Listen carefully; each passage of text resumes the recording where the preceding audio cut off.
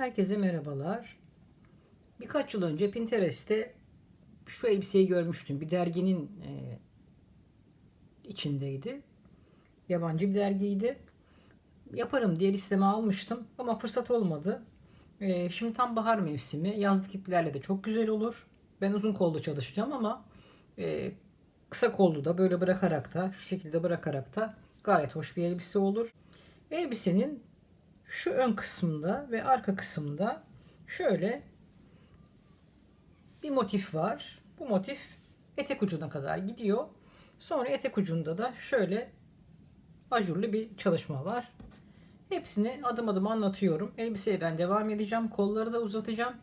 5 tane ip small M beden için yeterli olacaktır. Şimdi şu Kent diye bir ip. Ben alıyorum bunları. Reklam değildir. 330 metreymiş. Kırmızı rengi de 33 LO33 diye bir rengi var. Gayet güzel. Tığ numarası da 2 ile 4 diyor. En başta söyleyeyim, ben 3,5 ile çalıştım. Esasında 2-2,5 ile çalışsam daha güzel olurdu. Bu daha böyle bluz için uygun bir yumuşaklıkta oldu. Hani elbise biraz daha böyle aşağı dökülsün derseniz, daha böyle tok dursun derseniz tığ numaranızı burada gösterdiği en düşük olandan başlatın. 2-2,5. Eliniz çok sıkıysa 2,5-3 yapabilirsiniz ama 3,5 sanki biraz fazla oldu. Ben devam edeceğim artık buna bu şekilde. Güzel oldu ama daha yumuşak oldu. Hani biraz daha böyle elbise formunda. Bluz olarak gayet güzel. Elbise formunda biraz daha sanki ince ip, ince tığ daha iyi olurmuş. 58 santim şu ayrımdan sonra 20-22 santim kadar sanıyorum vereceğim zaten ölçüsünü. Ayırdım kolla bedeni. Siz kendi bedeninize göre karar vereceksiniz ona. Giydikten sonra. Son derece kolay yapılış, zevkli. Şöyle basit bir şablonunu çıkardım. Sayıların hepsini eşit başladım. 20 öne, 20 arkaya, 20 kollara. Standart esasında yakadan başlamalı modellerde kollar biraz daha az, beden daha büyük olur. Şuradaki motifimiz tam bacağın yan kısımlarından devam etsin diye aşağı kadar. Zaten sonra da şurada bir ilave yer bırakıyorum ve arttırma yapıyorum zaten beden için, kol için. O yüzden tam böyle şurada bacağın orta kısmının biraz daha yanında bu motif hep aşağı kadar devam edecek. Eşit sayıda başladım. O yüzden hepsini daha ince ipler ile yapacaksanız ya da daha büyük beden yapacaksanız 30 30 30 30 da yapabilirsiniz. 160 zincirle bedeniniz biraz daha büyük olsun derseniz 30'da da başlayabilirsiniz. Eşit sayıda başlayın. Zincirinizi çekin. Şu modelimiz için, motifimiz için 9 tane zincir gerekiyor. Bunları ayrı tutup bunları yerleştirin. Artı 9'ları koyun. Yani 20'den sonra 4 tane 9 koyacaksınız. Ben 116 zincirle başladım.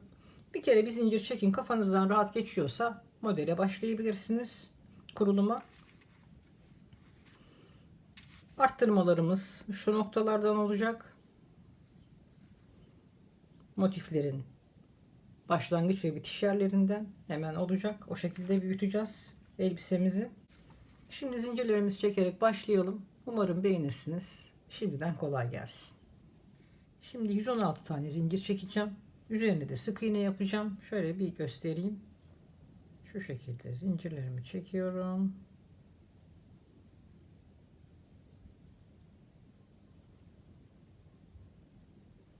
Ve bir tane fazla çekip üzerine her birine sık iğne yapıyorum. O şekilde birleştireceğim.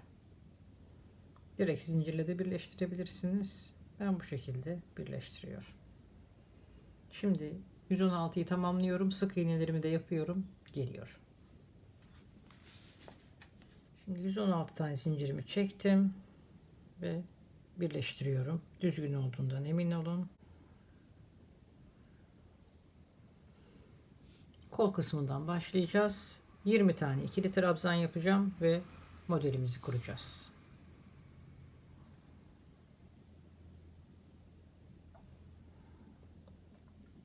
Yan yana 20 tane ikili trabzan yapıyorum.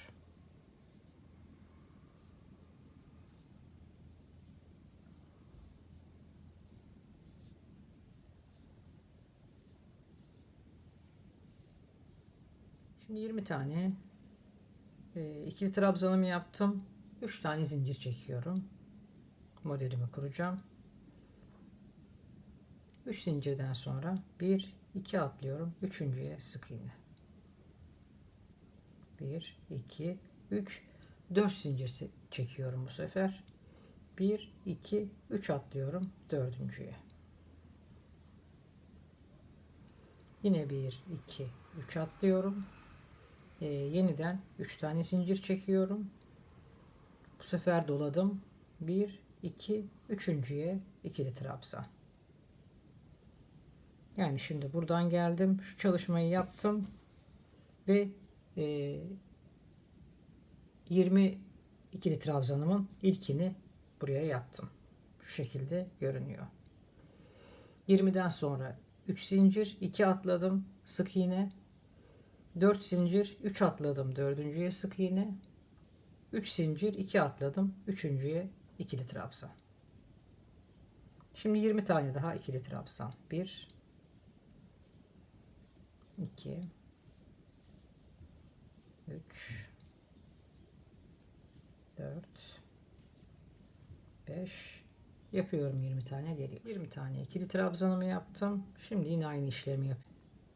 1 2 3 zincir, 1 2 atlıyorum üçüncüye sık iğne, 1 2 3 4 zincir, 1 2 3 1 2 3 atlıyorum dördüncüye sık iğne, 3 zincir, bu sefer doladım, 1 2 üçüncüye ikili trabzan. Yeniden 20 tane ikili trabzan.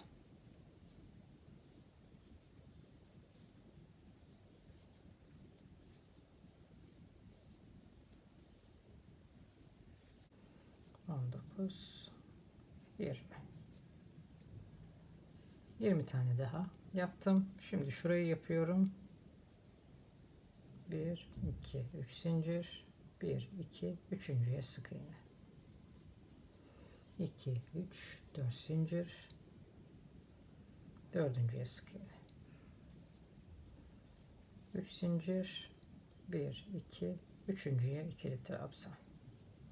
Şimdi buradaki 20'mi de yapıp geliyorum. Şimdi şuradan başlamıştım. Şurayı yapıyorum. 1 2 üçüncüye sık iğne,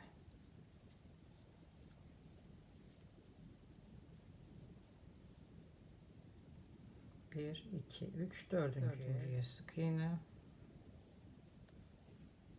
doladım. Şimdi dolamadım.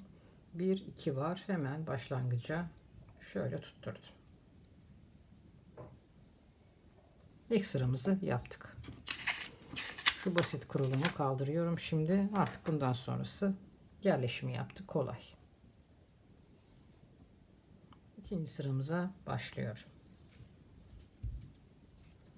Şimdi artık arttırmalar da yapmaya başlayacağız. Nereden yapacağız? Biraz başta ve sonda aynı göze 2 tane yapacağız.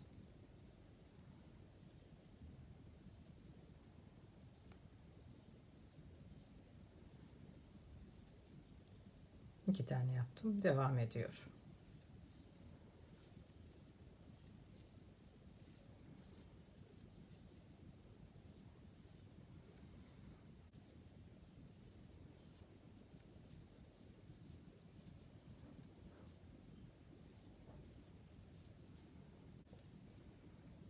Evet. Sonuncusuna da geldim. Aynı göze 2 tane. Şimdi şu boşluklarımıza sık iğneler yapacağız. Buraya 8 tane ikili trabzan çalışacağım. 1 2 3 zincir çektim. 3 tane zincir çektim. Şu boşluğa sık iğne yaptım.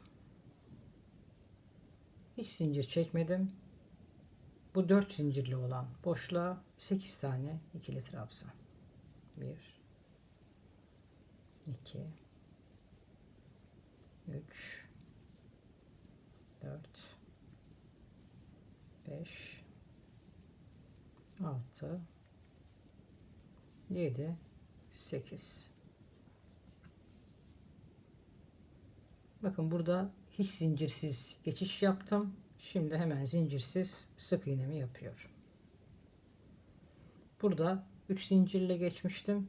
Şimdi de 1 2 3 zincirle ne yapıyorum? İlk göze, trabzanlı olan gözümün ilkine 2 tane ikili trabzan. Arttırmamı burada da yaptım. Devam ediyorum. Bir kere daha göstereceğim. Sonra sıra başında tekrardan görüşelim. Şuraya geleyim, görüşelim. Şimdi yine bakın ikili trabzan bölümünün sonuncusundayım. Oraya 2 tane yapıyor. Her zaman başa ve sona 2 tane ikili trabzan yapacağız. Arttırma noktalarım. Şimdi 3 tane zincir, hemen boşluğa sık iğne, hiç zincirsiz 8 tane ikili trabzan.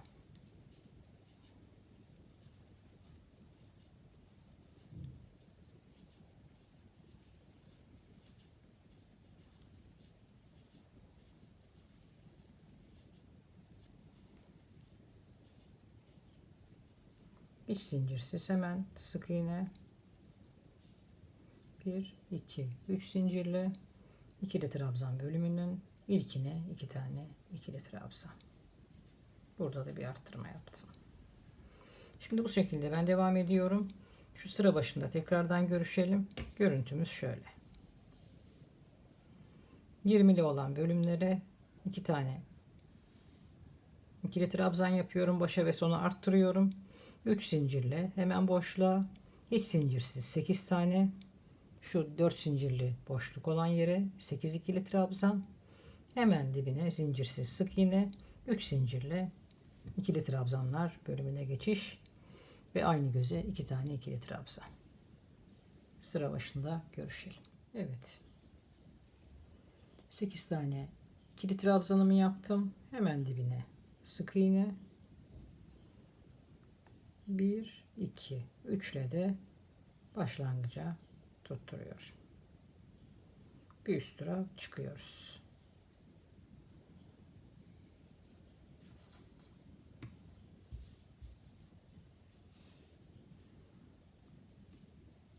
Bir, iki, üç. Hemen dibine bir arttırma. Bir tane arttırdım ve devam ediyor.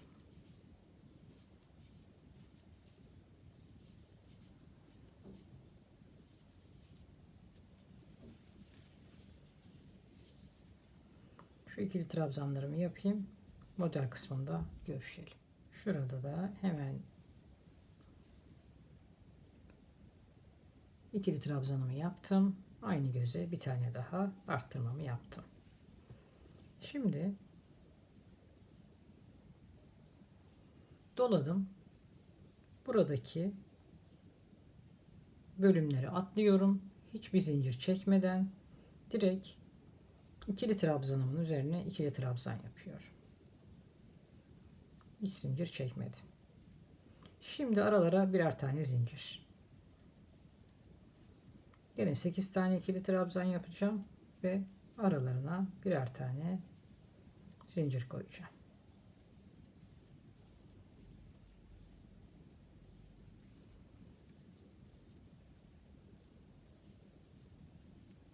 Bir zincir sayalım. 2 4 6 8. 8 tane ikili trabzan, aralarında birer tane zincir. Ama ikili trabzan bölümünden ön ya da beden ya da kollardan geçişlerde hiç zincir olmadan direkt ikili trabzan çalıştım. Şimdi yeniden hiç zincir çekmiyorum aralara. Bütün olduğu gibi şu bölümleri atlıyorum.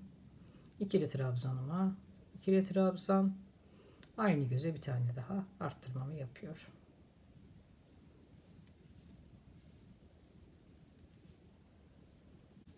Şimdi bundan sonra yeniden ilk sıra gibi burada bir kurulum yapacağız. Bir daha göstereceğim. Ondan sonra ben bir üst turda yeniden görüşeceğiz. Son trabzana 2 tane ikili trabzan yapıyorum. Hiç zincirsiz 8 tane ikili trabzanımın ilkine ikili trabzan, bölümleri atladım. Sonradan aralarına birer tane zincir.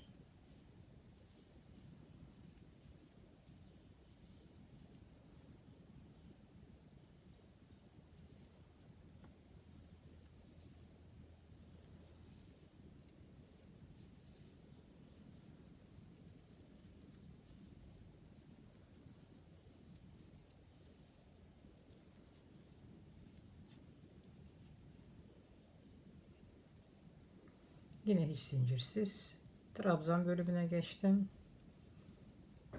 Aynısını 2 tane ve devam ediyor. Bu şekilde bu sıramızı da bitirelim. Bir üst turda hatırlatma yapacağım. Size bir kere daha böyle göstereceğim bunu. Ondan sonra zaten aynı şeyleri yapacağız. Bakın şu anda böyle görünüyor. Bir üst turda görüşelim. Başlangıca geldim. Hemen aynı göze 2 tane ikili trabzan, arttırmamı yaptım ve hiç zincirsiz şu bölümü atlayıp bağlantı yapıyor. 3 zincirle yukarı çıktım. Aynı göze 2 tane ve devam ediyor. Şimdi yeniden modelimi kuruyorum. Yine sonundaki ikili trabzanıma 2 tane yaptım. Şimdi ne yapacağım? Zincirlerle sık iğneler yaparak yerimi belli edeceğim. Şimdi kuruluma başlıyorum tekrardan. 1, 2, 3 tane zincir. Bu 8 tanenin 1, 2 boşluğu atlıyorum. 1 ve 2. Üçüncüye bir tane sık iğne. 1, 2, 3, 4 tane zincir. Sadece bir tane atlıyorum. Yanındakine sık iğne. 1, 2, 3 zincir. 1, 2 atlıyorum ve ikili trabzanıma yapıyorum. Aynı göze 2 tane. Burada da böyle bir kurulum yaptık. 3 zincirle 2 atladım. Üçüncüye sık iğne. 4 zincirle bir tane atladım. Sık iğne. 3 zincirle 2 tane atladım ve kurulumu bu şekilde yaptım. Bundan sonraki sıra artık burada 8 tane ikili trabzan yapacağım. 3 zincirle buraya sık iğne, hiç zincirsiz 8 tane ikili trabzan, hiç zincirsiz sık iğne. Sonraki sıra bir kere daha hatırlatayım ve ben ondan sonra devam edeceğim.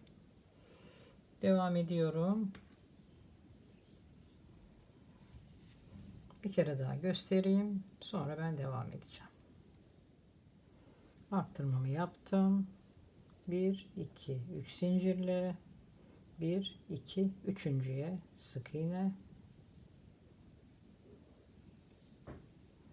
1, 2, üçüncü boşluğa sık iğne. 4 zincirle bir tane atlıyorum. Yanına sık iğne. 3 zincirle 2 atlıyorum. İkili trabzan, aynı göze 2 tane.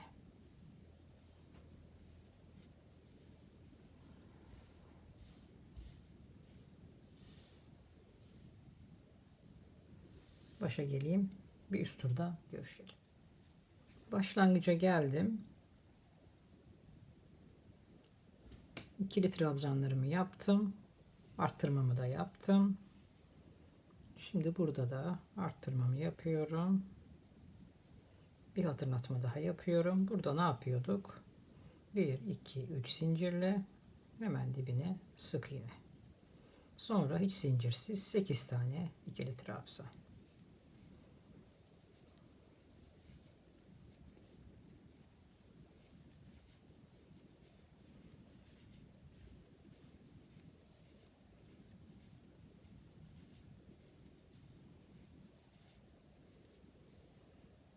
Hemen dibine sık iğne, zincirsiz, 3 zincirle ikili trabzanımın olduğu yere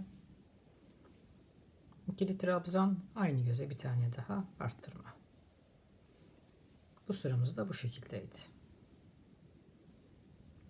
Bir üst turda bir kere daha hatırlatma yaptıktan sonra ben artık devam edeceğim. Bitiriyorum.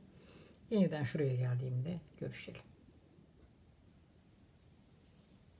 Evet, şimdi arttırmamı yaptım. Burada ne yapıyorduk? Hiç zincir çekmeden şuradaki bölümlerimizi atlayıp direkt ikili trabzanımızın üzerine ikili trabzan ve bu 8 tane ikili trabzanımı aralarda bir zincirle yine 8 tane ikili trabzan yapıyorum.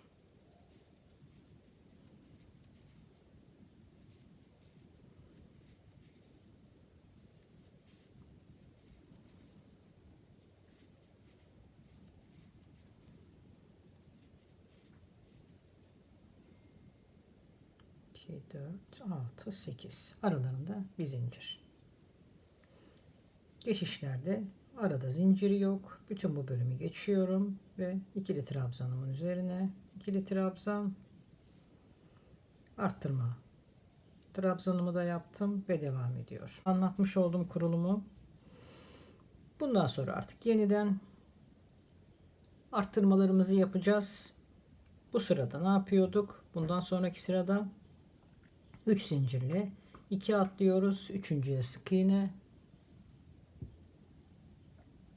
4 zincirle bir tane atlayıp diğerine sık iğne, 3 zincirle 2 tane atlayıp ikili trabzanımı yaparak devam ediyordum. Böyle 1, 2, 3 sıradan oluşuyor ve tekrardan kurulum yapıyoruz. Evet, ben şimdi devam ediyorum. Sanıyorum 6. Model kurulumundan sonra ayırmayı düşünüyorum. Bir bakacağım. Nasıl ayıracağız, neler yapacağız hepsini anlatacağım. Evet. Şimdi 1, 2, 3, 4, 5 tane yaptım. Şimdi yeniden yeni bölüme geçme yerindeyim. Modeli kurma bölümündeyim. Bakın böyle işaretleyicilerle modellerimi şuradan ayarladım.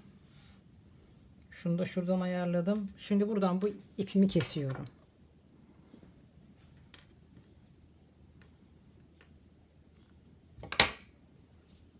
Başlangıcımı kestim.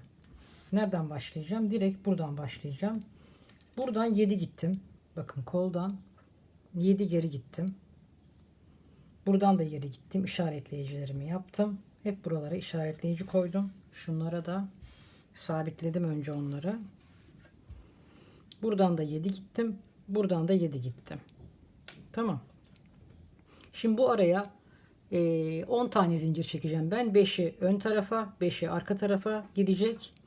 Burada kaç tane varmış? 2, 4, 6, 7, 8 tane var. 8 tane önde, 8 tane arkada. 5 tane gene öne gelecek, 5 tane arkaya gidecek. Ön kısma daha ilave yapacağım. Otomatikman kolda da artma olacak. Şimdi bunu buradan kestim. İpimi alıyorum. İlk yaptığım işaretleyiciden şuraya geçireyim bunu. İşaretleyiciyi çıkardım.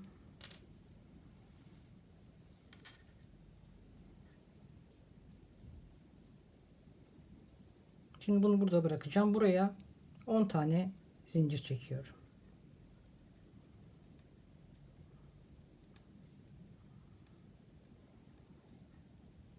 Beş tanesi ön tarafa, 5 tanesi arka tarafa. Tabi kola da gidecek orası sonra da. Ve işaretleyicimi olduğu yere döndürdüm.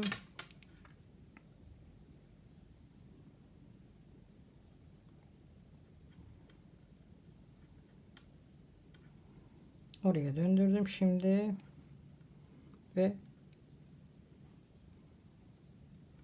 doladım. İşaretleyicimin olduğu yere ikili trabzan yaptım.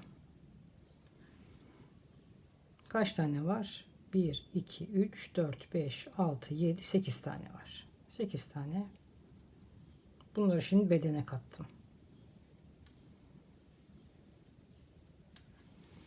Bir kere deneyeceğim şimdi bunu yaptıktan sonra. 10 az gelirse arttıracağım.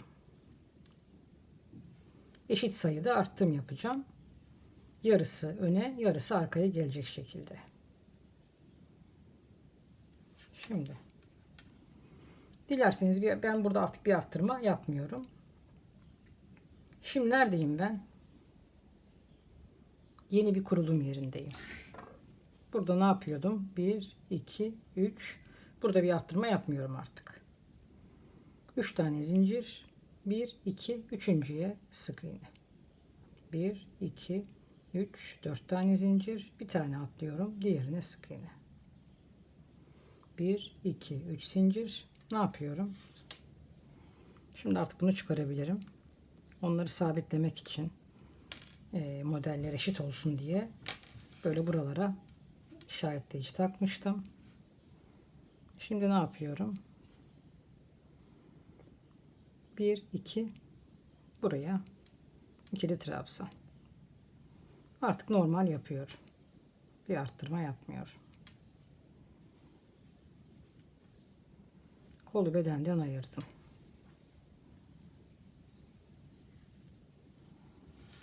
Bakın bunlar ön tarafta kalacak. Şöyle göstereyim. Şurası ve bu kısım ve bu kısım, burada da 5 ve 5 önde kalacaklar. İlerledikçe göreceksiniz onu. Kolda daha geniş olsun isterseniz kol, bana yeter gibi görünüyor şu anda. Kolda daha geniş istersem şu aradaki eşit sayıda arttıracağım. Yani yarıya böldüğümde eşit sayı olsun. 6 6 yapabilirim. 7 7 yapabilirim gibi. Şimdi devam ediyorum. Şuraya geldiğimde görüşelim. İkinci ayrımı göstereceğim. Bunu da çıkartayım buradan.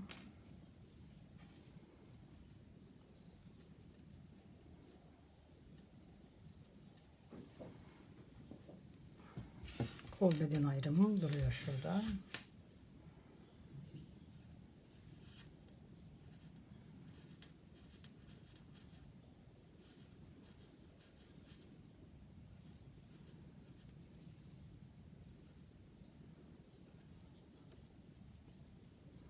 Şimdi ne yapıyoruz? 1 2 3 1 2 atlıyorum. Üçüncüye sık iğne. 1 2 3 4 bir tane atlıyorum. Diğerine sık iğne. 3 ve devam ediyor. 8 tane yapmıştım. 7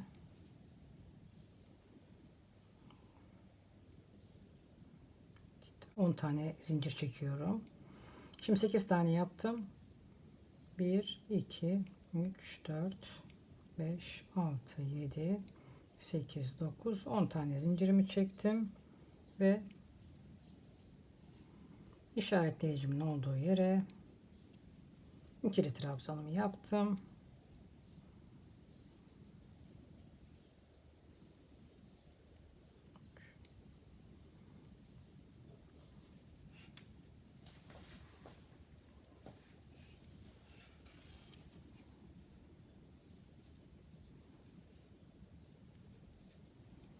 Sekiz.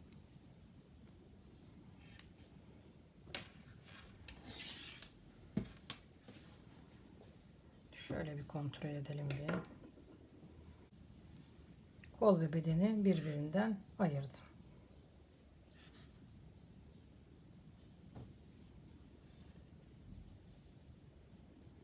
Şimdi bunu deneyeceğim. Eğer 10 tane çektiğim zincir uygunsa devam edeceğim. Yoksa 5 5 değil 6 6 7 7 şeklinde bir arttırma yapabilirim. Deniyorum, geliyorum. Şimdi denedim. Dar bir kol çalışıyorum. O yüzden bana oldu. Gayet rahat. Ama dediğim gibi siz eğer daha bol isterseniz orayı değiştireceksiniz ya da daha uzatacaksınız. Ben 5'te bıraktım. 1 2 3 4 5. Siz 6 belki 7'de bırakacaksınız. Size ölçü vereyim şimdi.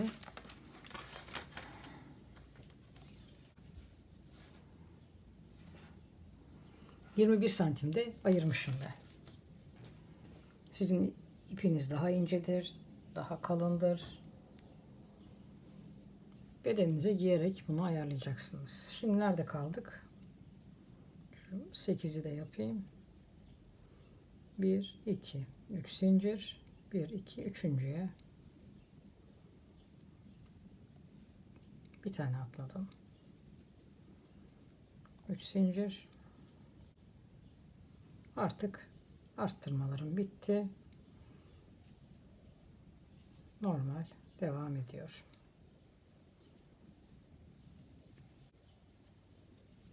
Şimdi model kısmındayım.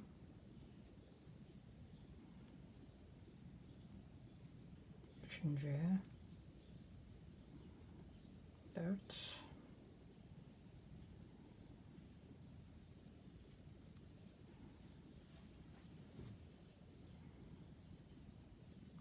bu eski başlangıç yerim, kestiğim ip.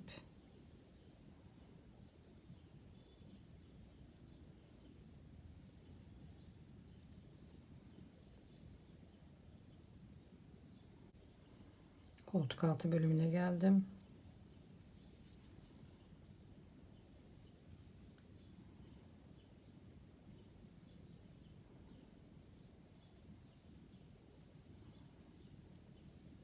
Ve buraya 10 tane ikili trabzan yapıyor. Kaç tane zincir bıraktıysanız o kadar trabzan yapacaksınız.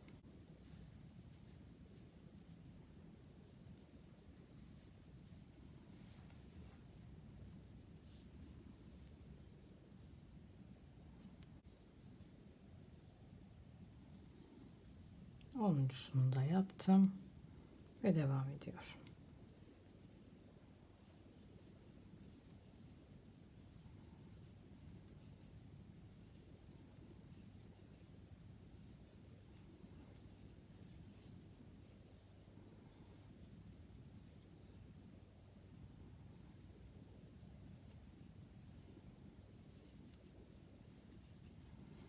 Neredeyim şimdi? Yeni 8 tane ikili trabzan yapma bölümündeyim. 3 tane zincir. Hemen dibine sık iğne. Zincir, hiç zincir çekmeden 8 tane ikili trabzan.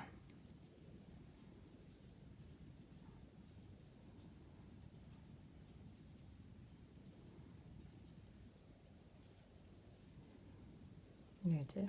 8. Hemen dibine sık iğne, zincirsiz 3 zincirle ikili trabzanlarımı yapıyorum.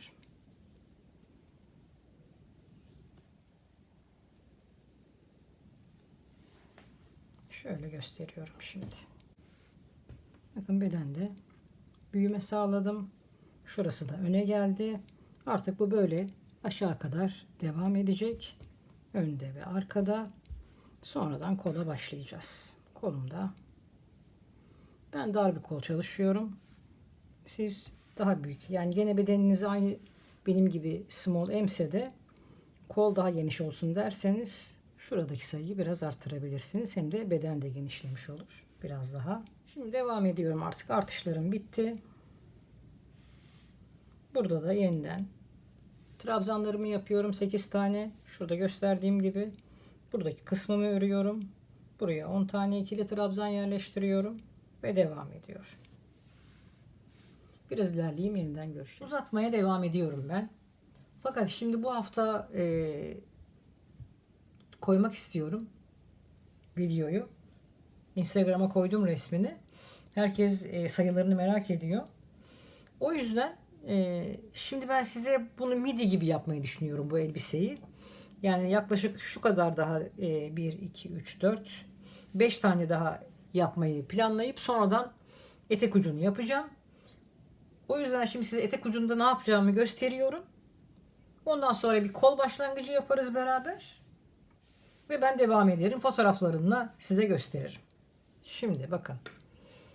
Etek ucunu şöyle yapacağız. Oradaki fotoğraftakinde de öyleydi. Nerede bıraktım? Şuradaki yeni hazırlık yerinde bıraktım. Yani buraya şimdi normalde buraya sık iğne, buraya 8 tane ikili trabzan yapacak bölümdeyim. Şimdi bir zincir şuraya bir tane ikili trabzan, bir zincir şuraya bir tane ikili trabzan, boşluğa bir tane ikili trabzan, bir zincir sık iğnenin üzerine ikili trabzan, bir zincir boşluğa,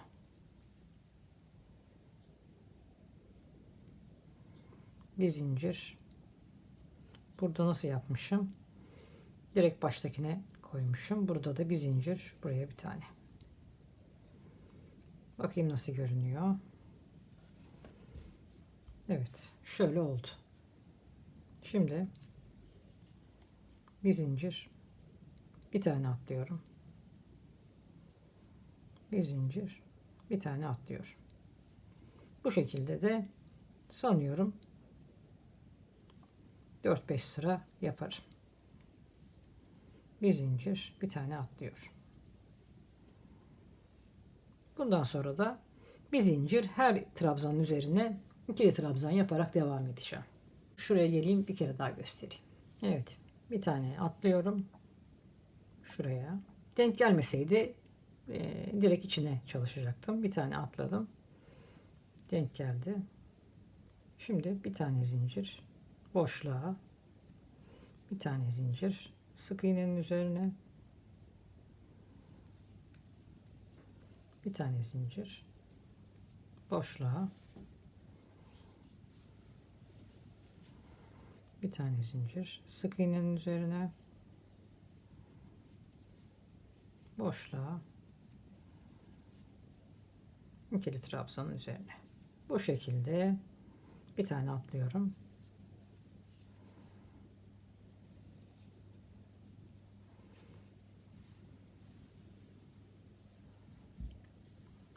Şu şekilde etek ucunu da 5-6 sıra kadar her seferinde bir zincir ikili trabzanın üzerine, bir zincir ikili trabzanın üzerine şeklinde yerleştireceğim.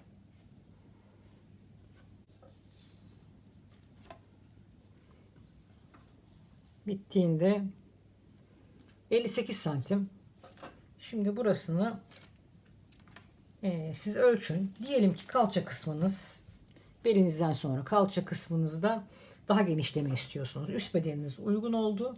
Aynı benim ölçülerimde başladınız ama alt beden biraz daha olsun istiyorsanız arttırmalarınızı şu yanlardan yapın. Bakın. Şuradaki orta bölüme dokunmayın.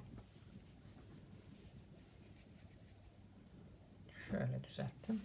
Şu içerideki bölümlere dokunmayın. Şuradaki başta, yani burası bedenimizin ön kısmı, burası da arka kısmı. Bedenin önündeki kısımlarda arttırma yapmayın. Nerede yapın? Şu arada açtık ya, koltuk altındaki kısım. Oralardan aynı anlattığım size arttırma mantığına bir baştan bir sondan 2-3 sırada bir başta bir sonda arttırma yaparak o şekilde devam edin. Buraları eğer arttırma yaparsanız buralar kaçar arka şeye doğru, içeri doğru. O yüzden buradan değil, şuralardan arttırma yaparak şu yan kısımdan, koltuk altı kısımdan bedeninizi o şekilde genişletirsiniz, alt bedeninizi. Eğer benim gibi bir sıkıntı yoksa aynı öyle dümdüz devam edeceksiniz. Size bir kol başlayalım. Kolda esasında aynısını yapıyorum. Bütün hat boyunca ikili trabzanları çıkartacağım. Başlayacağım. Kolda her bir ikili trabzanın üzerine ikili trabzan yaparak devam edeceğim. Her birinin üstüne ikili trabzan yapacağım. Ne kadar kol isterseniz, ben Instagram'da kola da yapalım demişler şu modelden. Ama ben onu yapmıyorum. Eğer isterseniz ortalayıp şu omuzdan itibaren ortalayıp 9 tane şurada başlatabilirsiniz. Tam şöyle omuzunuzu ayarlarsınız. Şu omuzunuzu. Dilerseniz tam orta kısımda birer tane bu modelden 9 tane zincir gerekli. Orada o yaptığımız işlemi burada da yapabilirsiniz. Ben onu istemiyorum. Düz bir kol yapacağım. Sanıyorum 4 tane ip gerekecek. Başta söylerim onu. Bakın.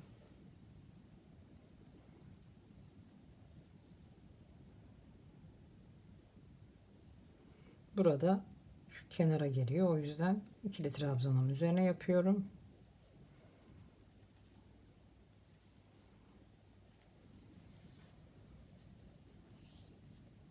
Şu birleştirme kısmında. Şimdi bütün ikili trabzanların üzerine ikili trabzan yaparak devam ediyor.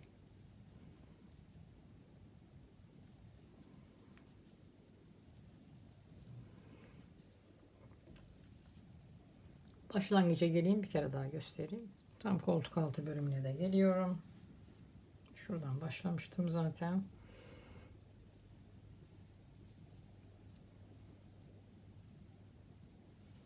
Burada da bütün hepsinin üstüne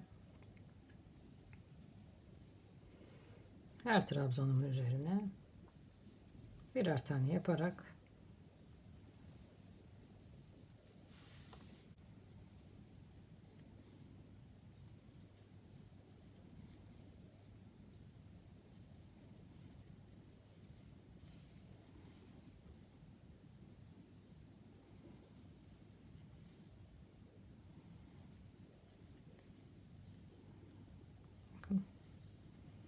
şimdi ben bunu nasıl birleştiriyorum? Döne döne gideceğim. Doluyorum. İlkinin üstüne şöyle tekli trabzanla dönüyorum. Artık hep döne döne devam edeceğim. Dilerseniz buraya bir işaretleyici koyarsınız şu başlangıcınıza. Turlarınız belli olsun diye. Hiçbir iz yok bakın artık. Yukarı çıkmıyorum. Tekli trabzanla birleştirip devam ediyor. Kolumuz da böyle olacak.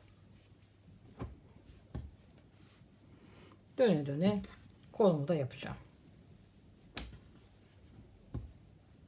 Burada da bir toparlamaya ihtiyaç yok. Bir sıra sık iğne gideceğim. Yine çok minik bir toparlama yapacağım. O kadar. Finale tekrardan görüşelim. Evet, ben şimdi devam edeceğim. Başına sonuna fotoğraflarını koyarım. Umarım beğenmişsinizdir. Sadece şurada 4-5 sırada bir atlayarak bir sıra sık iğne yaptım. Biraz daha toparlayayım diye. Yani gayet de güzel oldu esasında. Toparlamaya da gerek yoktu. Yani daha düzgün görüntü olsun diye bir sıra toparladım. Fotoğraflarını koyacağım dediğim gibi başına sonuna. Umarım beğenmişsinizdir. Yapacaklara şimdiden kolay gelsin. Kendinize iyi bakın. Sağlıcakla kalın.